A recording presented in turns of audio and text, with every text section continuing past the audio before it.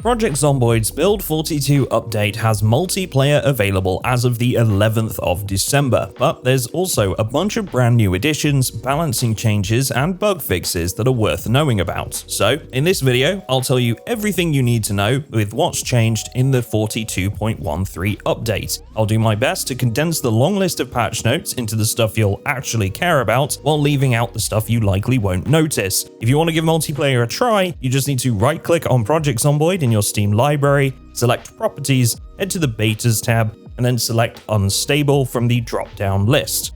Alright, so with that out of the way, let's get into the patch notes. So, first things first, the developers have shared some disclaimers and some advice for getting the best experience in dedicated multiplayer servers. You'll want to ensure that you've disabled debug mode and disabled all mods that you have active, including those that are exclusively client-side mods. Ragdolls have been disabled in multiplayer for the time being. The anti-cheat for multiplayer servers has also been temporarily disabled, and with that in mind, the developers recommend playing on whitelisted servers at the moment or co-op environments. Just a quick mention here, if you're looking to try the new version of multiplayer, we've actually spun up a server that you can access via our Discord, linked in the description of this video, and then heading to the PZ server announcements channel. To ensure smooth performance, they've been recommending no more than 20 slots per server, but I can honestly see most servers ignoring this and pushing to at least 30 or 40 slots, which is what we're doing. Time will tell if this player count needs to be reduced. Any save games created before this update are of course no longer compatible, and the devs note that the conversion process is very likely to break elements of your save game, so while you could use debug mode to restore certain items, it may just be best to start fresh if you're on single player. Lastly, just keep in mind that a lot of stuff has changed in the back end and modders will need some time to update their creations, so be patient with them and remember that many of them do this for free and have other stuff going on in their lives. All that said, let's get into the new additions from this update. So, starting off, there's a brand new negative trait worth 4 points that has been added in this update called Motion Sensitive, which essentially causes motion sickness for your character when moving in a vehicle. The faster the speed, the higher the rate of the build-up. We also know from the patch notes that effects are doubled during a skid or a sharp turn, and builds up 25% quicker when off-road too. Interestingly, if you are the driver of the vehicle, the progression is slowed by 50%. If you take the Iron Gut trait, you'll also slow the buildup of nausea by 30%, and if you take Weak Stomach, it will increase by that same percentage. Just a heads up on this one, this trait seems wildly aggressive right now, and will likely need some dialing back before it's more widely used. I wouldn't recommend taking it right now in its current state, unless you're planning to walk everywhere.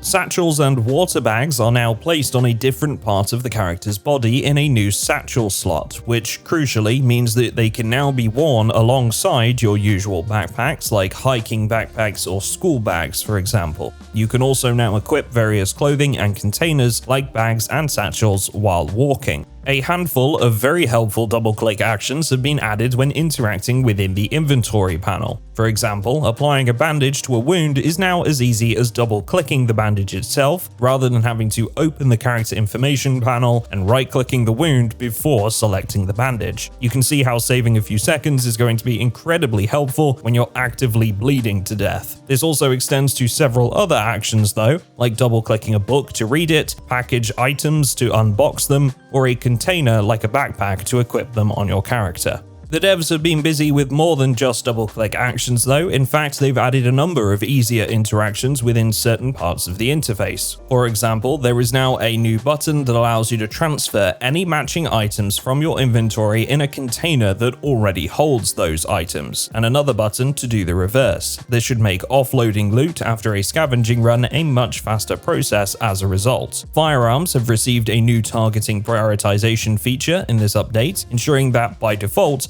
a weapon will first attempt to target the head of a zombie, followed by the spine, pelvis, and then the other limbs. I'll be honest, I'm not sure what kind of practical effect this is going to have for the average player, but it will be interesting to see if this makes certain guns a little bit more usable at lower aiming levels, or whether we'll still struggle until we've grinded out the relevant XP. If you've had the chance to try firearms since the update, let me know how you're finding them so far down in the comments. Items on the hotbar that are not weapons will now be equipped in the secondary slot by default, meaning they won't remove your active weapon from your hand when being selected. The crafting and building menus have been given some love in this update, with more subcategories now added to help narrow down crafting recipes further than they could be previously. Shift-click actions to search for an exact item in the crafting menu, and even a new keybind to sharpen weaponry with a single button press, assuming of course that you have a sharpening tool in your inventory. Oh, and perhaps best of all, the crafting menu is now locked by default, meaning it won't close when you start walking around. Lighting effects have received some upgrades in this update, I think the most notable one being how light interacts with barricades and curtains. Previously, both of these would shut off any light from coming in altogether, but now a smaller amount of light will seep through even after covering the windows, unless you're doing so with a metal sheet. Vehicle physics have been adjusted for trailers to ensure there's less twitching when driving, and perhaps more importantly, emergency vehicles that possess a radio will now have the emergency broadcast frequency in their available presets, making it a surefire way to note this down for later use and gain updates on upcoming weather conditions, and of course, the dreaded helicopter event. Several new animations have been added to the game in this update, such as when using the ripple comb workstation, removing items from a drying rack workstation, and tying animations for various items and workstation interactions. That's it for most of the new stuff that I think is worth knowing about. Next, we're on to balancing changes, and I think there's arguably more interesting stuff in this section, so let's get right into that now. Okay, so first of the balancing changes that I want to mention. You might notice that you'll no longer spawn with a pistol, magazines, and ammunition like you were in the previous builds. This was left over from when the developers first brought in the new aiming system and wanted to encourage us to give it a try, but now that things are fairly settled, that isn't particularly necessary anymore. Foraging has seen some tweaks in this update, namely that you will no longer need to pick up or discard items to receive experience. All of the XP you will gain is now given when you first find the item. As such, the option to discard has now been removed entirely. On top of that, there's now a small XP bonus for finding items that are further apart from each other, capping out at a maximum of 20 tiles. While it doesn't explicitly say why this was changed in the patch notes, I would imagine that this is meant to allow slightly easier leveling in the earlier stages of the skill when you're finding fewer items. If you're a fan of the claustrophobic trait, just be aware that you will now not only gain panic while inside a building, but also while inside a vehicle. I can see this now being a much less popular trait as a result of this change. Alongside this, smoking will now be available for non-smokers to reduce stress. However, those that take the smoker trait will gain double the stress reduction. The former scout trait will now additionally apply 1 level in fishing and gives you the knowledge of a couple of related recipes like crafting a fishing rod, a fishing net, and how to make chum. Lastly, users of the short-sighted trait will now once again spawn with the correct classes to help with their eyesight. On the side of occupations, it's worth knowing that the crop farmer and livestock farmer have now been renamed to the farmer and rancher respectively. The occupation list is now alphabetized, so things have been shifted around a little bit from what you might be used to, but all the same occupations are still there. As for all things food and herbs, the item chamomile, honey, and mint can now be used to boost flu recovery when added to a hot beverage. Jars of produce will now stay fresh for 30 days, reduced from 60, but can stay fresher for much longer when cooked, although the specific time frame is left out of these patch notes. Any food-related sickness will now always reduce over time, unless you are actively accumulating corpse sickness at the same time. Now, this is an important one. You know how previously, when you hovered your mouse over a building, the walls would cut away and you'd be able to see inside, allowing you to basically scout a building from a distance, although it didn't really make much sense to be able to do so. This has now been changed so that when you hover your mouse over said building, it will no longer show you the interior. You'll have to actually approach the building yourself and be able to see inside for this to happen, which is going to naturally increase risk and make things a bit more realistic in this department. Now, additionally, there have been a whole lot of crafting changes in this update, but most of them are incredibly minor, and to be honest, I don't think most players will even notice them, so I'm choosing to cut those out of this video. That said, if you do want to give the list a full read, you can find the link to the patch notes in the description of this video.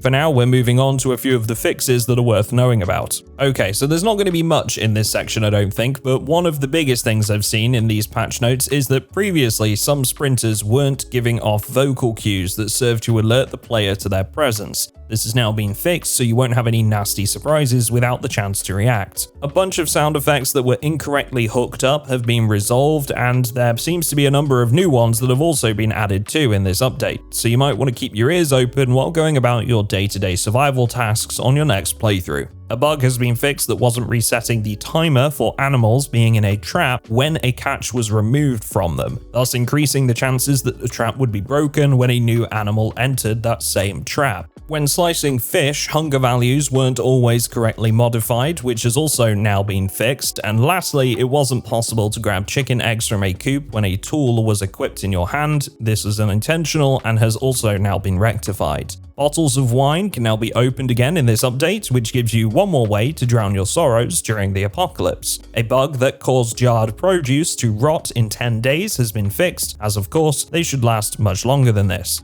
Lastly, a bug has been fixed that caused players to not regain endurance when sleeping, which, as you can imagine, is a pretty important feature. There are a metric ton of other fixes on this list, but many of them are once again minor fixes that I don't think most players will notice, and if I were to cover them all, this would be a very, very long video indeed. That said, if there's anything you feel I have missed that was super important, just drop it down in the comments below for other players. So that's it for the multiplayer update patch notes, and as such, that's just about it from me in this video, but once again, you can find the full notes in the description. You can join our new multiplayer server from our Discord, which is also in the description. And lastly, if you want to see some early gameplay and my first impressions on multiplayer, I posted a video just the other day that you might want to watch and will be shown on screen now. Special thank you to all of my Patreon subscribers for their support, as always, and I will catch you all in the next one.